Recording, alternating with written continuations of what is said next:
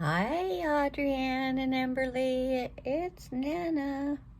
I miss you guys so much. I just had a little bit of an idea. I was making some videos and I got this book and I would like to start reading it to you, and I can share these videos with you and you guys can follow along. Okay? Until I get down to see us here soon. But this book is The Misadventures of Max Grumpy, the Locker Hero. So this book is by the author of Dork Diaries. So that Dork Diaries is probably pretty good. So anyway, let's get into it. It's by Rachel Renee Russell. And get to the first page. If found, please return to Max Crumbly. Important. If I'm missing, please turn this book over to the local authorities.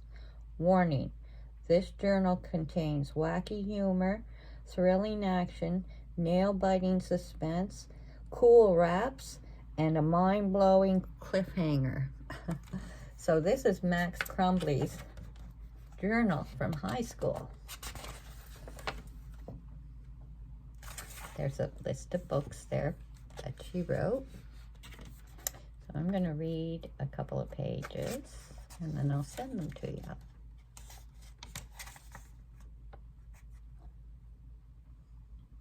And she wrote this book to the original Max Crumbly, my nephew Preston, a superhero with a magnificent smile, ready to save the day with a signature karate chop, and his trusty sidekick, Chase the dog.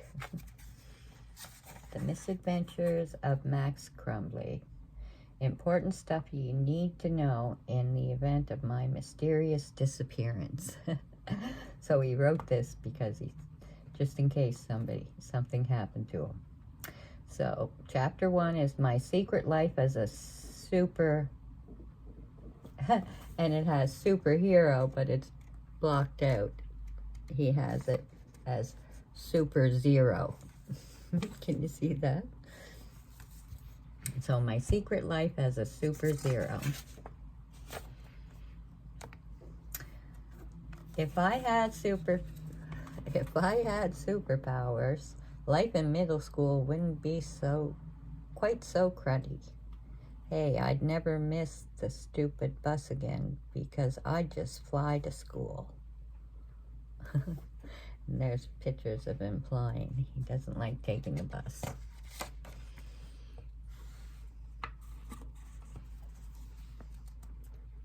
Awesome, right? That would pretty much make me the coolest kid at my school. But I'll let you in on a secret. Getting bombed by an angry bird is not cool. It's just nasty. TV, comic books, and movies make all this superhero stuff look so easy, but it isn't. So don't believe the hype. And then we have, you can't get superpowers by hanging out in a laboratory mixing up colorful glowing liquids that you simply drink. Me mixing up my yummy superpower smoothie.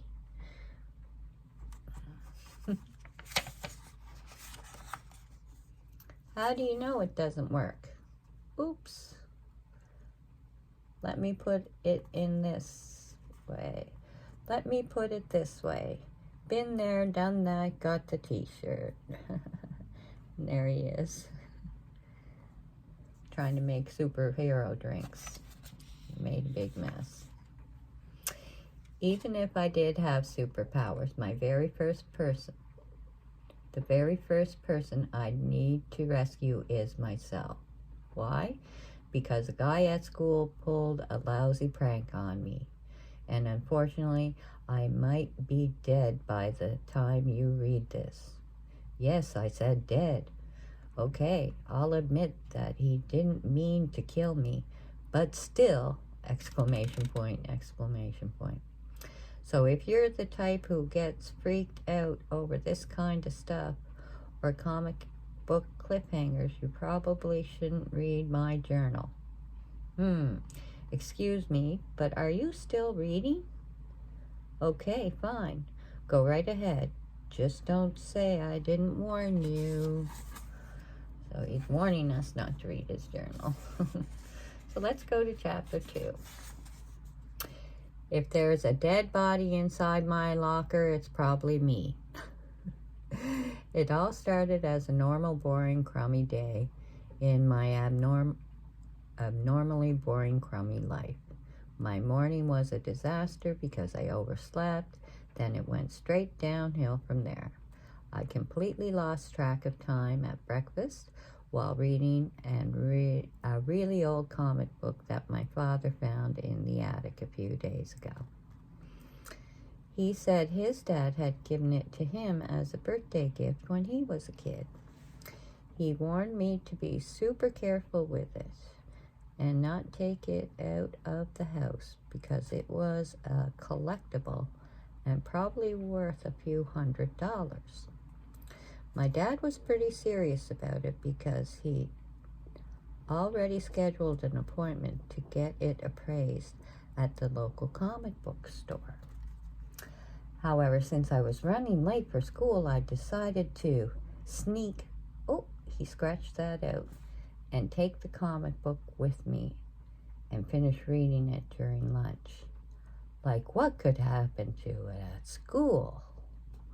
Anyway, as I rushed to the bus stop, the zipper broke on my backpack and all my stuff fell out, including Dad's comic book.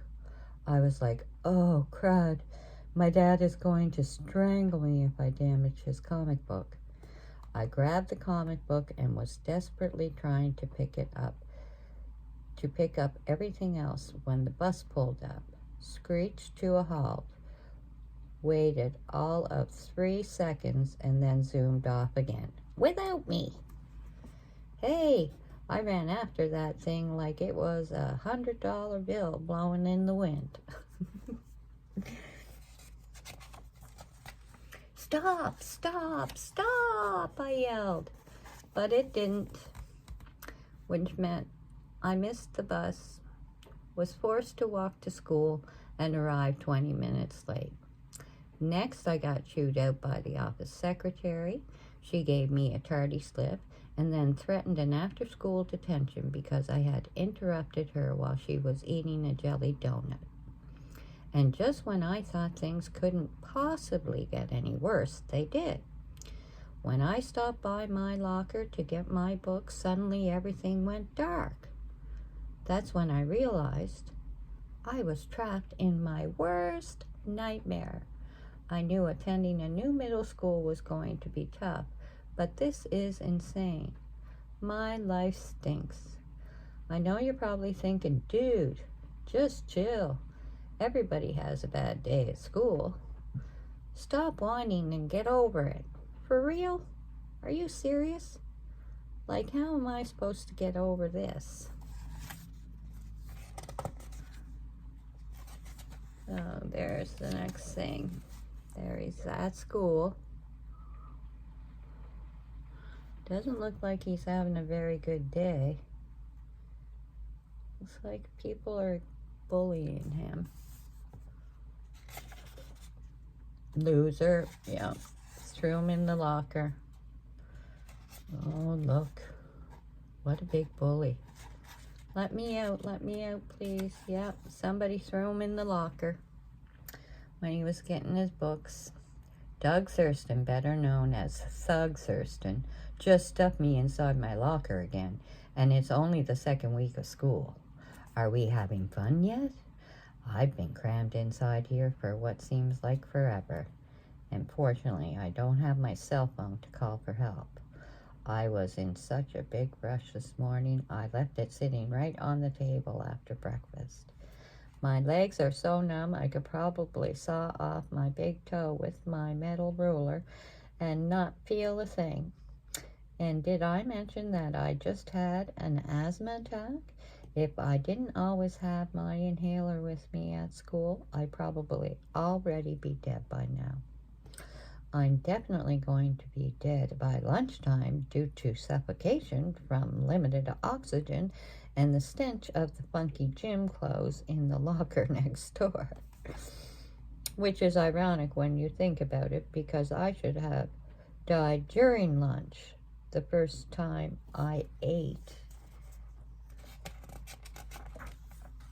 the sewer sludge they were trying to pass off as food in the cafeteria. Then he wrote, and he crossed this out, if you can see it. I don't know if you guys can see it. And if all this isn't enough torture, I have to pee really bad. I need to figure out how I'm going to get out of this stupid locker. Luckily, I have my flashlight keychain with me. Otherwise, it would be pitch black in here. The only reason I'm writing all of this in my journal is because I'm worried that one day Thug Thurston will stuff me in my locker and I'll never get out. So I came up with an ingenious plan. When the authorities arrived to investigate my mysterious disappearance, the first thing they're going to find inside my locker, after my decomposed body, is this journal.